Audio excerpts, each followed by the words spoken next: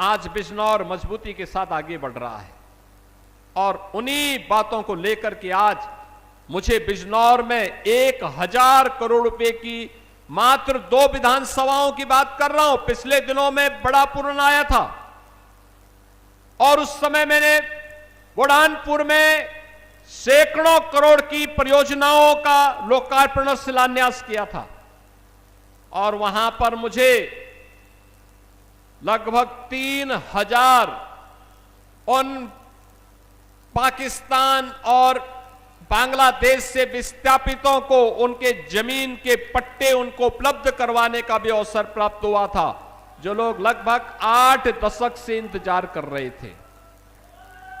8 दशक से जिनके साथ न्याय नहीं हो पाया था। देश का विभाजन कांग्रेस के पाप के कारण हुआ, लेकिन खामियाजा इन सिख बंदों ने भुगता था। इन सिख बंदों ने भुगता था। पंजाब से आने वाले इन बंदों ने भुगता था। बांग्लादेश से आने वाले इन बंदों ने भुगता था। आज भी आप देखते होंगे बांग्लादेश में क्या पाप होता है। वहां पर दलित मारा जाता है, लोगों के मुंह बंद हो जाते हैं, कोई बोलता नहीं।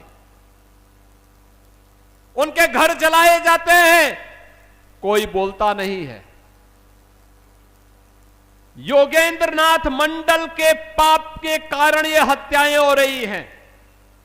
बहनों और भाइयों, जब ये देश आजादी की लड़ाई लड़ रहा था, उस समय देश के अंदर 2 ऐसे महापुरुष थे जो उस समय दलितों की आवाज बनकर के देश की आजादी की लड़ाई में अपना योगदान देते थे।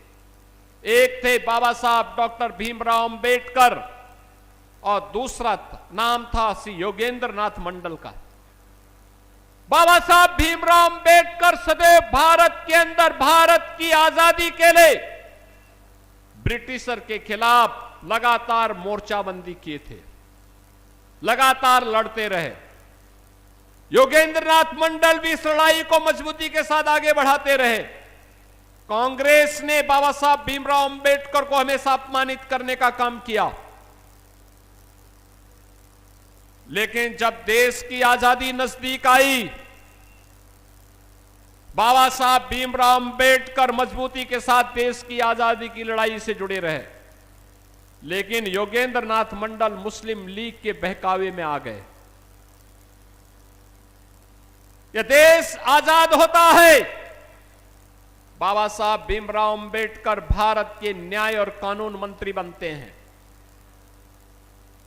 योगेंद्र नाथ मंडल पाकिस्तान चले जाते हैं, वे पाकिस्तान के कानून मंत्री बनते हैं। परिणाम क्या? देश का विभाजन होता है। विभाजन के बाद भी हिंदुओं का कत्लेआम नहीं रुकता है। योगेंद्र नाथ मंडल पाकिस्तान के प्रधानमंत्री से कहते हैं कि ये कत्लेआम रुकना चाहिए, तो वहां के प्रधानमंत्री ने कहा कि हम नहीं रोक सकते, क्योंकि हमने तो इस्लामिक स्टेट के रूप में पाकिस्तान को मान्यता दी है। योगेंद्र नाथ मंडल को अपनी जान बचा करके भाग करके वापस हिंदुस्तान आना पड़ा था। 1950 से लेकर के अगले 15-17 वर्ष वह व्यक्ति गुमनाम जीवन जी करके हमेशा के लिए इतिहास में विलीन हो गया। बाबा साहब भीमराव अंबेडकर, जिन्होंने देश के वंचितों के लिए, दलितों के लिए, पिछड़ों की लड़ाई को लेकर के लड़ाई लड़ते रहे, आज भारत के अंदर, दुनिया के अंदर वंचितों और दलितों के मसीहा के रूप में सारे समाज के लिए पूज्य हो गए।